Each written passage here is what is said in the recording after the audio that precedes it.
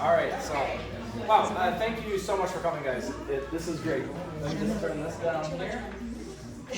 And so, the topic of discussion, there we go. Okay, so the topic of discussion tonight is nourishing the body with nutrition and supplementation. And so, there's so much information on the internet and TV and things like that, and so the goal of tonight is to try to sift through a lot of the information and just to give you ideas of how do we fuel the system, the body itself, and how do we keep that, how do we keep it healthy?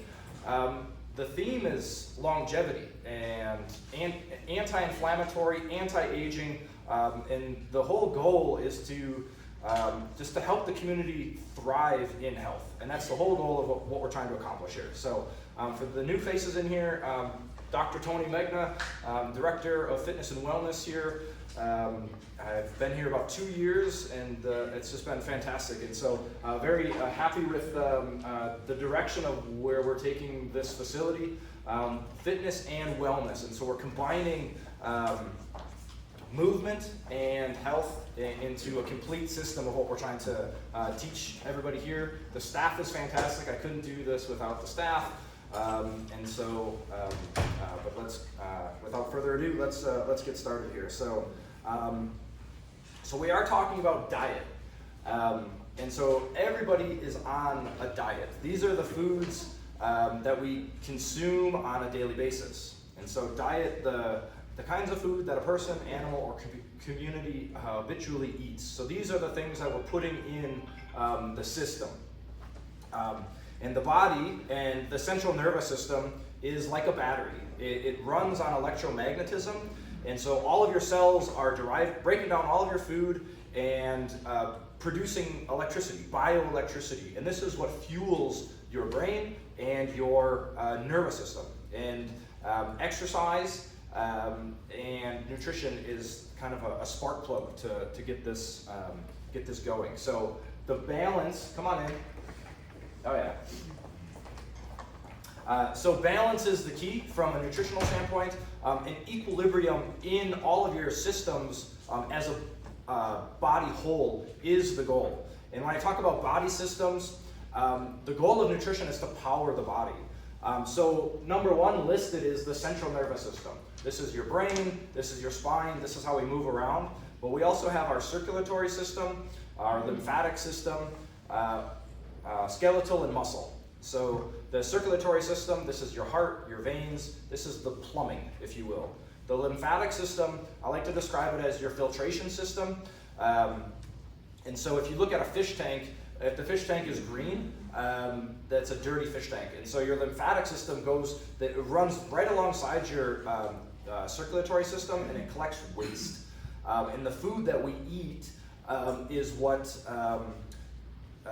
can either make or break if the plumbing is either clogged or free-flowing. And the whole goal of, I am a Chinese doctor, so the whole goal of Chinese medicine is to get the body free-flowing of electricity and blood.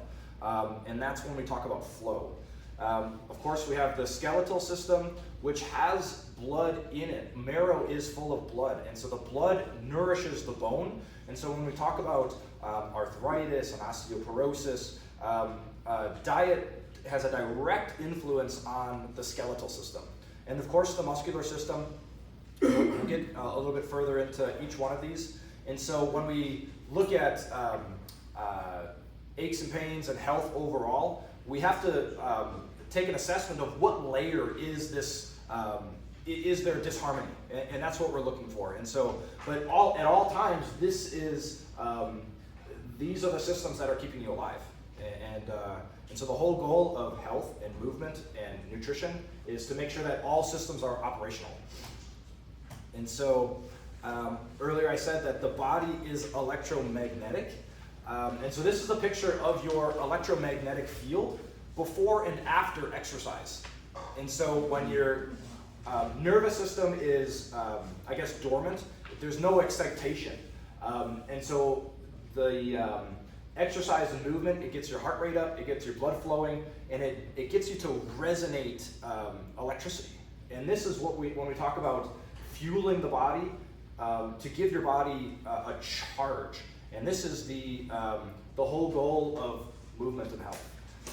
And so the muscles in your body are actually stacked like batteries in a flashlight. And so that's why you have to train the entire body. And so you're producing electricity in your body, and it's generating this charge. And this is how sometimes after a workout we feel more energetic. And the whole goal of our workouts is to make you feel that way. There are trainers that try to make it as difficult as possible, and so you're laying on the ground when you're done, but that's not the goal. The goal of training is to charge you up. Let me add this point here at the end here. An inflamed body has a hyperactive nervous system. So this is the swelling of your nervous system, and so when we have pain, that's heat, that's inflammation, and it causes hyperactivity of the nervous system itself. And this is actually can be indicated with pain. So you can have disharmonies in your field, and that's kind of when we talk about the different layers of your body, pain resonates with no electricity on the outside. A healthy body resonates like this, and that's kind of the whole goal of Chinese medicine, health, is to get this charge in your body. And this is kind of what we're going to talk about tonight. These are the organs in your body. And in Chinese medicine, there's always paired organs. And so in Western medicine, there's specialized doctors. So if you go to a kidney specialist, you'll go see a nephrologist. For a cardiovascular doctor, you'll see the cardiologist. And there's not much overlap. But in a body, all of these systems are overlapping in themselves. And so when we look at balancing the body, we have to address all of the organs so they're all operational. And so, like on the bottom here, the kidneys are linked to your bladder because that's your filtration of your water. Your gallbladder is attached to your liver. Your heart is surrounded in what's called your pericardium, and it's a sheath around your heart. Spleen and your stomach are for your digestion, and your lung and your large intestine are linked on a deeper, more connection, but we don't need to get much into that right now. And so I'd like to share this story. So the way that I first learned about nutrition from a performance standpoint, so I played football in college, and my strength and conditioning coach was ahead of his time, and so he would come over to our house and look at our refrigerator, and we're college kids, and he would see pizza boxes and macaroni and cheese and things that are not good for performance. And so then he would take from that trip, and then he would take us to the grocery store, and he would teach us how to shop and how to put better fuel in our body for recovery and for performance. And so this was his little experiment at the beginning of the season. He got 2 plants. One he called the deacon. So a deacon is like a subordinate and helper to a priest, and then the governor. And so do you want to be a governor who makes decisions, or do you want to be just a helper? And so this is the philosophy of what he was trying to instill in us. But this plant got beer and soda, and we put a piece of pizza in it, and slowly we watched this plant unfortunately not make it. But this one got water and minerals and sunlight, and that's kind of was his message of how to get the body healthy. And it's all about what you put in it, including the soil. So the soil is full of minerals, and you have to nourish the body in a similar way. And that's kind of what I'll never forget it. And so it's stayed with me ever since. So the 2 plants. So you got to think of yourself in a sense like a plant. You got to water it. You got to give it minerals. And this is kind of what we're going to demonstrate with some of the supplements here shortly. Water, of course. The body itself is 60 to 70% water. But back on this theme of electromagnetism, your body needs water to conduct electricity through your body. If you are dehydrated, you'll have sparks in your nervous system. And this is why hydration is so important for brain function, for nervous system, for movement, but also for pliability of your joints. if you're dehydrated, we dry like soil. There's no movement and pliability to it. So when we talk about water, this is essential for electrolyte and pH balance, and your electrolytes are your spark plugs. This is what powers your cells and allow it to operate. And so when we talk about water, what percentage? So when I said earlier that the body is 70% water, there's various parts where the water is isolated in your body itself. So essentially you're like a piece of fruit. You have skin on the outside and it's sacs of fluid inside. The muscles are 70 to 75% water. The joints, there's fluid in the joints. Your lymphatic system is 94% water. And that's your immune function. That's what filters all of your body and your cells and the waste from all the foods that we eat. And so if the lymphatic system is dehydrated, it gets clogged. And it's that green fish tank, if you can picture that in your mind. And so that's why water is like the first thing that I can give you advice on, is make sure that you guys hydrate. And including heart and brain and liver and skin function. When we talk about food itself, what food should we be eating? We look at, in Chinese medicine, is the acidity of the food, is it a cold food or is it a hot food? So they recommend that we eat for the seasons. So right now it's kind of wet and rainy. So right now we would want to be eating a lot of fruits, a lot of soups and stews to kind of warm the body up. Whereas in summer, you don't want to be eating a lot of hot foods and greasy foods. So in the summer, you really want to be eating a lot of fruits and cooling foods. So this is kind of a spectrum of some of the different foods. Meats are hot foods, whereas fruits are cool foods. And this is the idea of trying to keep balance in the body from a thermal standpoint. And then this transitions into what's called alkalinity. And so, has anybody heard of alkaline, acidic foods and things like that? And so, fruit can be acidic, as well as on the other side of the spectrum. Lime and avocado, although lime and lemon taste very acidic-y, when we digest it, it neutralizes and it's digested alkaline. So somehow there's a chemical process that it transitions into your blood more alkaline. And so when we look at the blood from an alkaline and acidic standpoint, so the acidic blood is thick in it. This is clumped together, and so your blood cells are individual discs like this, okay? And that's alkaline blood. And so and that's neutralized. And so individual red blood cells, it flows smoother. When we talk about acidic blood, this is where we find clumping and clotting and slow flow, a sluggish circulatory system.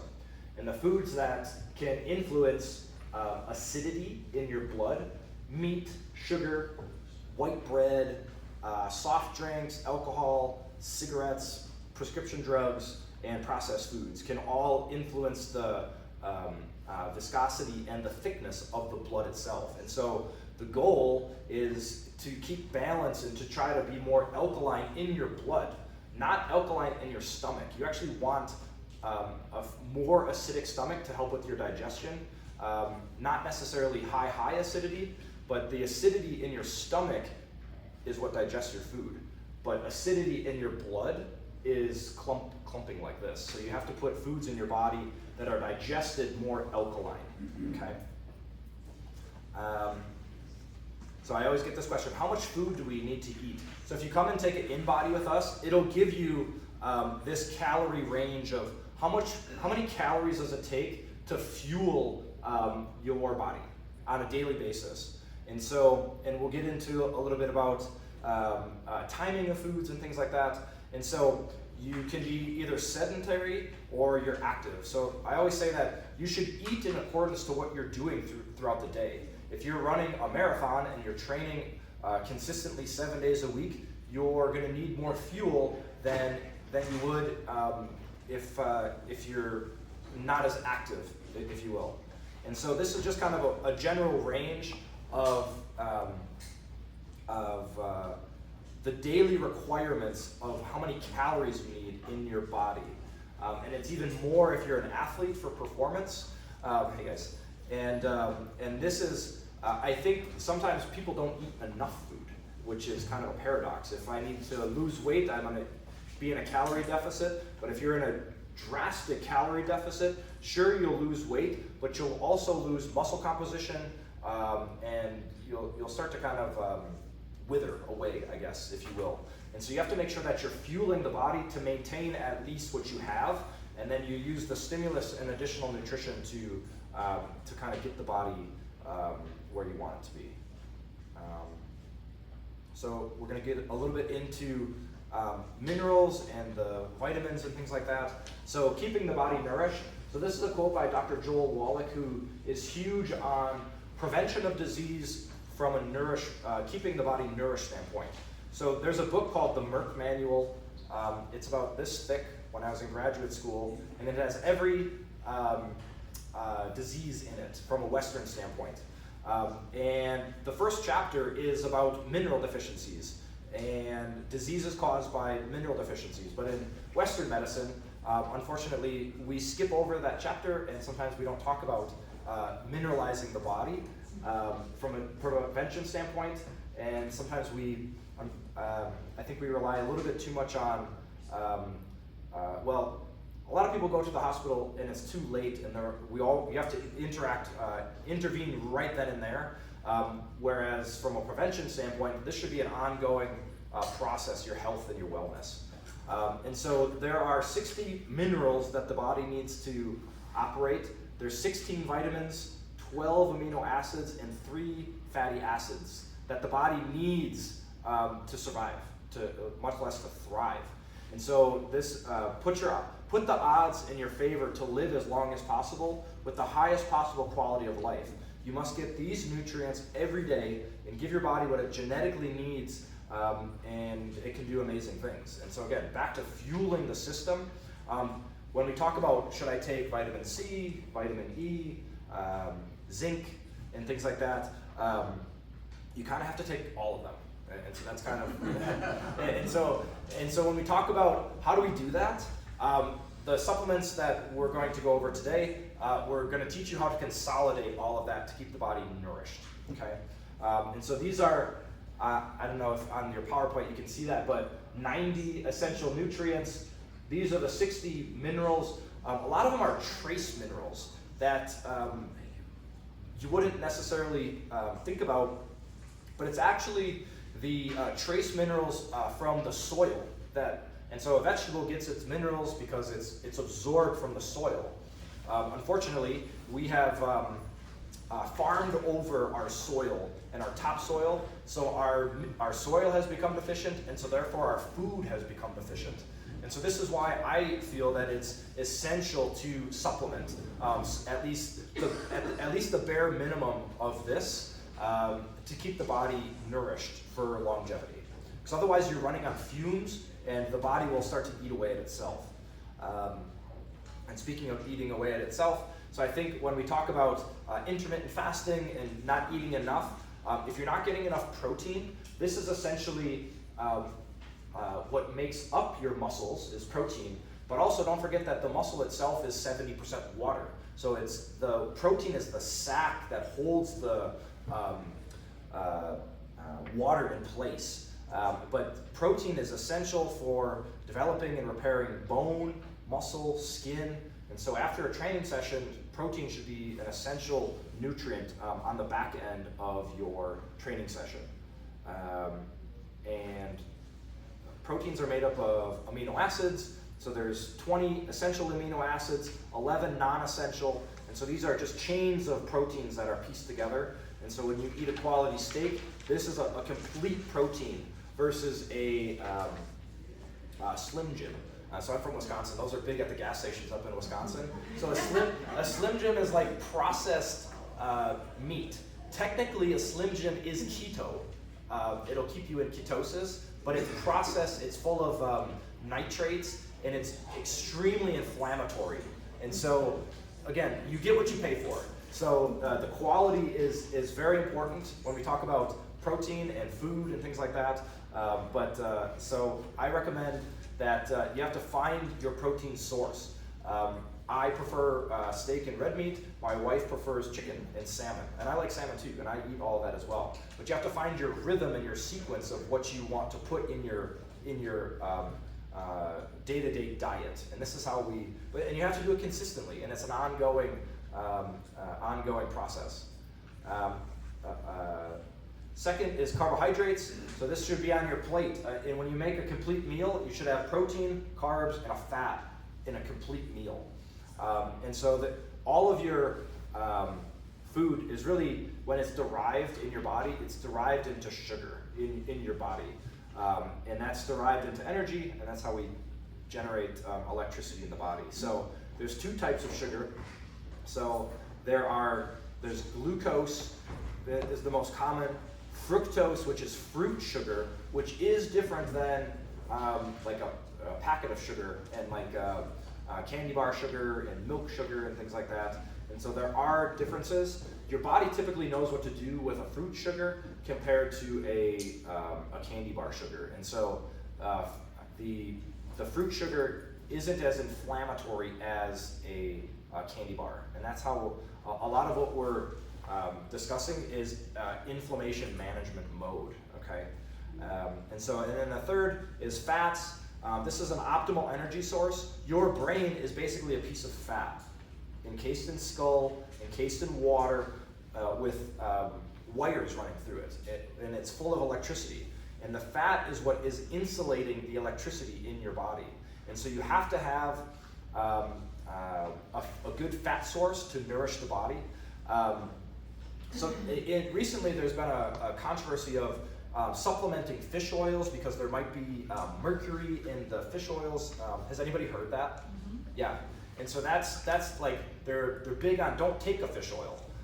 But I think that is that's poor advice, because that is limiting your ability to get fats in your body.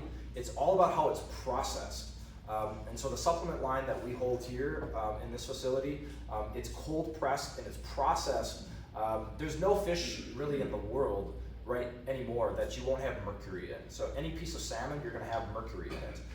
And so I think that's a marketing, I don't know.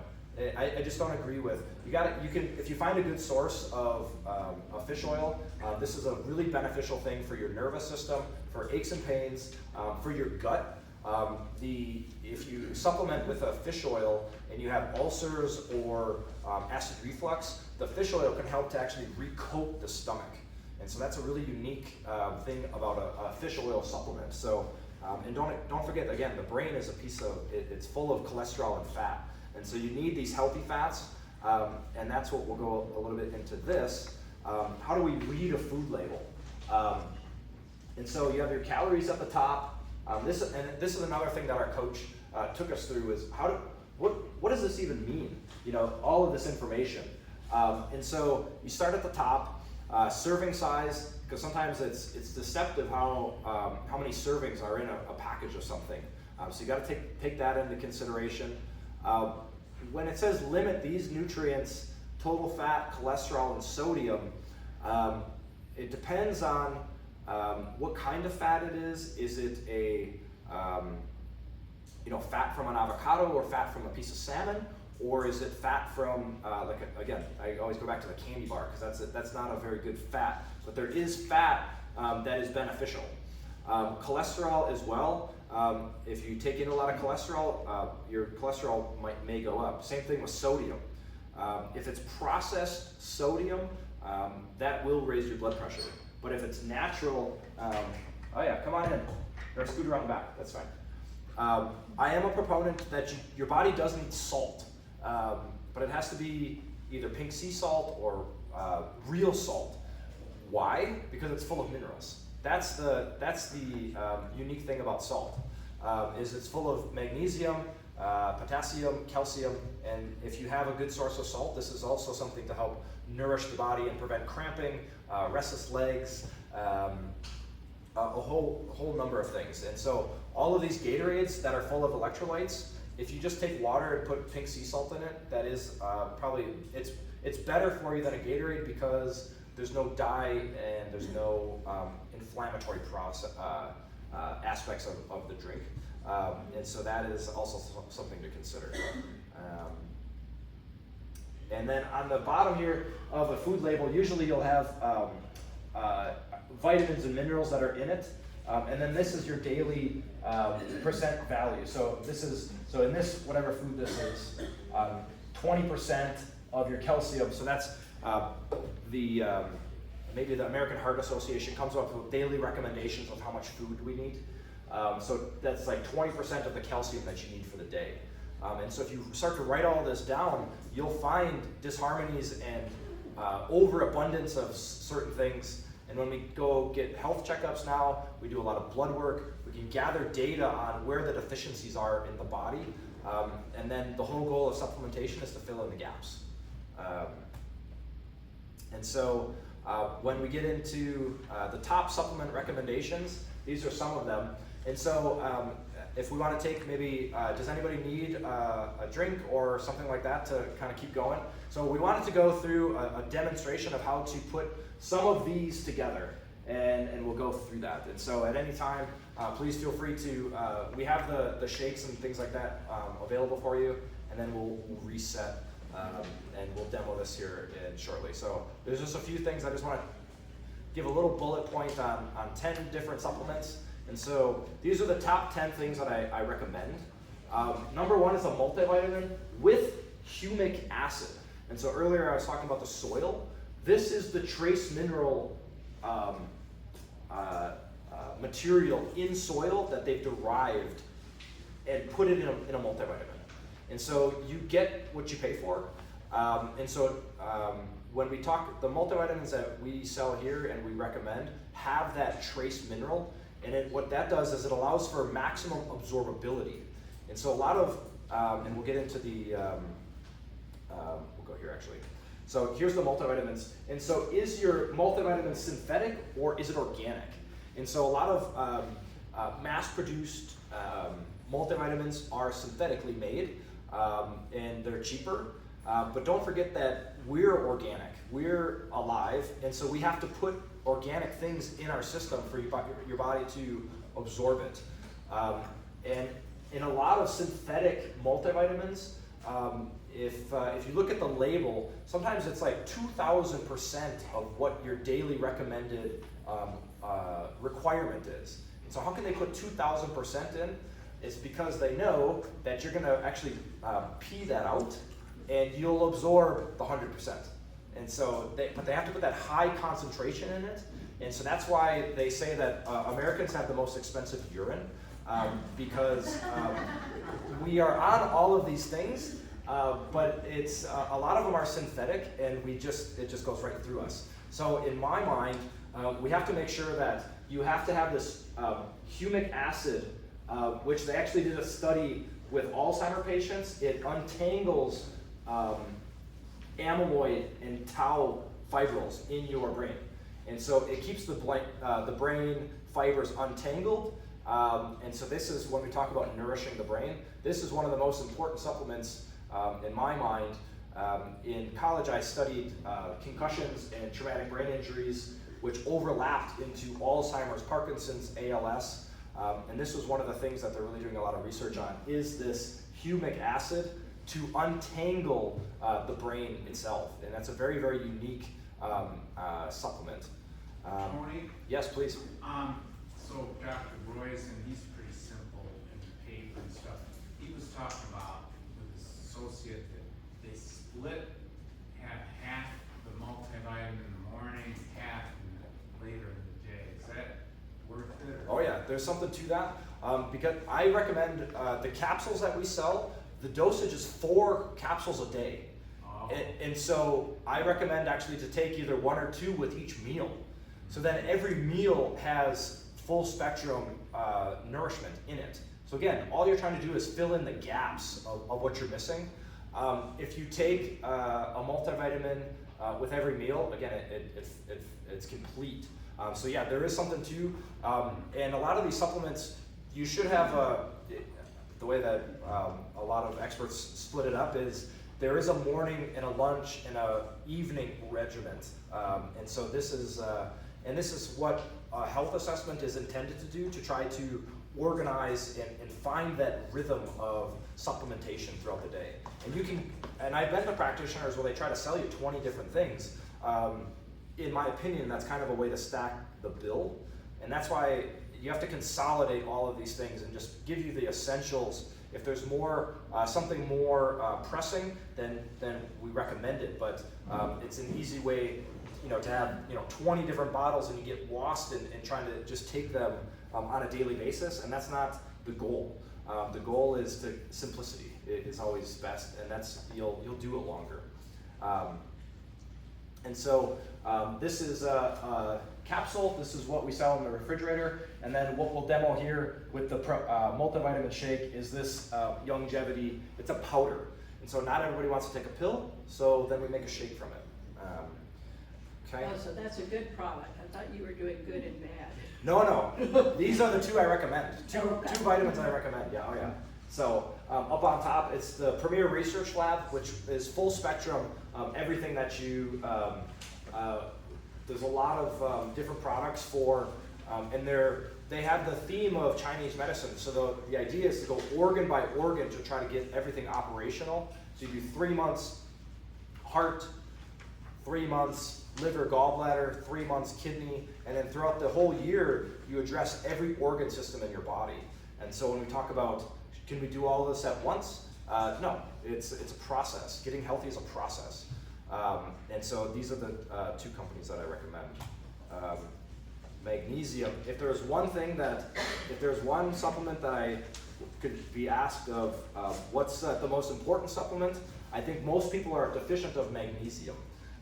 And this is a really good product. This is bio-optimized. And so there's multiple forms of magnesium. And so this is a stack of 5 different ones. So magnesium is fantastic for heart health. It'll slash your risk of cardiovascular events.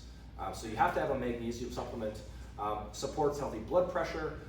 And then working down, it helps with your bones as well. Your bones aren't just calcium. There's magnesium, calcium, phosphorus. There's a whole stack of minerals that are densely contained to make your bone. And then most importantly is it helps with sleep. And so it calms the nervous system. So earlier when I said that the nervous system, or if you have pain in the body, the nervous system gets hyperactive. And so magnesium can help to calm the nervous system down. So I recommend always to actually take magnesium at night. It'll help you sleep more restfully. And so that's a really good, important supplement. You can take, the dosage of this is 500 milligrams. So that's the dosage of it. For someone smaller, you might need a little less, but that's kind of the range. You need a therapeutic dose. And this is, again, an organic supplement. Yes, please. How long before going to bed would you recommend taking magnesium? Even taking it with dinner. Right. Yeah. But even an hour or a half hour, because it'll be digesting while you're falling into sleep, and then it's readily available in your system while you're taking it. So, and then continuing on with sleep. So the tart cherry juice that we have available here is it actually helps your body to release melatonin. And so if you're on a melatonin supplement, your body stops releasing its own melatonin. So using something like a tart cherry juice to get your body to naturally do it is a little bit more efficient. And then same thing with the cherries contain antioxidants, which are anti-inflammatory. And so this is like the root of all diseases, inflammation. And so if we can manage inflammation, we can manage disease across the board. Number 3, probiotics, enzymes, and HCl. So HCl is your stomach acid. And so if you have digestive problems, even reflux, you have to think of your stomach, which is liquid at the bottom, but there's a floor of bacteria at the bottom of your stomach. And so that's what digests your food and breaks everything down. And so when you eat food, you want that food to go into an acidic bacteria enzyme liquid, and that's what breaks all of your food down. If your stomach isn't acidic enough, or if you don't have the enzymes to process all the food remains undigested. And then we burp, and then we have reflux and things like that. So these are some of the things that you can use to restore your digestion. But also going back to the fish oil, you need that for the lining of the stomach. And so this is why you have to kind of have a little bit of all of these things throughout the year. This is a really interesting supplement. It's called nattokinase, and it helps with cardiovascular, and it's neuroprotective, and it prevents blood clots. And so there's a lot of folks that I had a couple friends that traveling on planes, they got blood clots on the plane. And so if we have acidic blood, and if we have hereditary predispositions for cardiovascular disease, this is an interesting supplement to help lower your cholesterol naturally and to prevent blood clots. And so this is actually from the International Journal of Molecular Science, that it naturally prevents blood clots. And then this is from the Journal of Biomarker Insights. It has a neuroprotective events, and it may prevent a stroke. And so if you can if you can do cycles of this throughout the year, it can help to clean out the plumbing of your blood vessels and things like that. And so that's a very, very unique, and it's derived from a soybean. It's an enzyme from a soybean, and you eat it, and it eats away at all the cholesterol naturally. So it's kind of like a natural statin. But I'm here to just make recommendations. If you are on a statin, make sure you go check with your cardiovascular doc to see if you can add this in. This is cordyceps, and so this is fantastic for athletic performance. If anybody ever has lower back pain, this is the supplement that I recommend. It's called Renavin. So your renal gland is attached to your kidneys. So in Chinese medicine, all lower back pain is a over excitation or a deficiency of your kidneys. And so your kidneys are sitting right at your lower back, and your kidneys are full of blood. And if your kidneys aren't working properly, the blood from your kidneys is not nourishing your lower spine. And so by improving the circulation of blood through your kidneys, it helps to nourish blood to the bone of your lower spine. And this is a very, very unique supplement. It's cordyceps, which is basically a mushroom, but it has this anti-aging, it boosts your immunity, and it's a very traditional Chinese herb for performance. And over the years at my clinic, cordyceps, if anybody has back pain, this certainly helps to restore that. Hawthorn berry, which is another product of Premier Research Lab. This is one ingredient in this supplement, Cardioven. So hawthorn berry also has antioxidant properties, but it has a heart rate and blood pressure regulatory effect. And so it lowers your blood pressure and your cholesterol. So this is a fantastic choice for heart health. And you can use it for prevention. And so but a lot of these supplements are ground up blueberries, there's some cayenne pepper, there's beets in it, and then there's just other mixes of anti-inflammatories. And it has CoQ10, which is also relevant for heart health.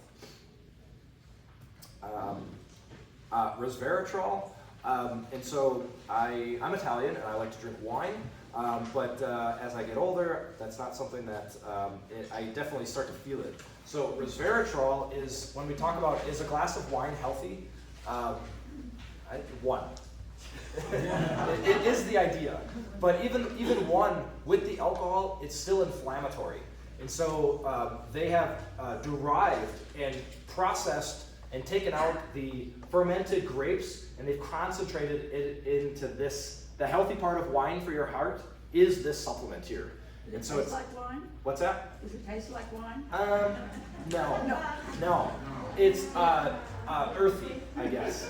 And so you can put it, but this is why you put it in a smoothie and you break the taste. But when we talk about how do we reduce inflammation of the heart itself, this is a very, very unique supplement, resveratrol.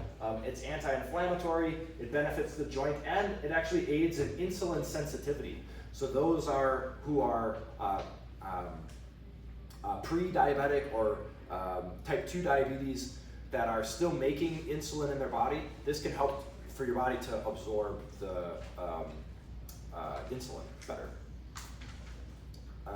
Chlorella, which we'll put in the drink here shortly. This is an algae that it's a super green. It's an ancient and it's algae, but the reason it works is because it's full of minerals. I'm like a broken record on this. Another thing that it does is it helps to detox heavy metals in your body. So from cooking with aluminum pans and all that Teflon sometimes is cooked into the food, and so it clogs up some of the micro veins of the brain and within the muscles, and so the heavy metals can accumulate within the veins, and this chlorella can help to go through your veins and kind of clean out any heavy metals that you may have. Collagen, really important for connective tissue, for bone health, for joint health. So your bones are surrounded in a connective sheath, and this helps to patch and help to maintain your cartilage and to keep the rubber-like properties of your tendons and your ligaments and things like that. So, and we already talked. Tony? Yes, please. We put the collagen in our coffee, is that okay? It is, yes, but don't forget that and I love coffee too, but the coffee will dehydrate you, and yeah, so any way that you can get it into your system, and so this is, it is fine, any way that you can get it into your system. Collagen is probably the best thing to put in your coffee. Okay, yeah, Kahlua. Okay. So, but the idea on coffee is it leaches caffeine itself leaches minerals from your body, and it prevents the absorption. So if you're drinking coffee, you need a multivitamin to make sure that you fill in the gaps, because it's a diuretic. And so after you drink a couple cups of coffee, all that fluid is leaving your body, so you better replenish on the back end of all that. Don't most studies show that 1 to 2 cups of black coffee a day are beneficial? For blood circulation? Yes. Yes, that is true. For blood circulation, but then there's, you got to pick your battles on that. But yeah, definitely coffee can help with open up the veins to improve blood circulation, definitely. So, and then lastly, this is the health smoothie recipe. So the idea is simplicity, and so what I want to show you with the demo here, it'll take a few minutes, just to give you some ideas of how you can mix up in a blender or even in a shaker bottle, okay? And so we'll have a couple different smoothies. Any questions along the way, please feel free to ask. No, that's okay. Actually, yeah, cut that, we can pause that. So we will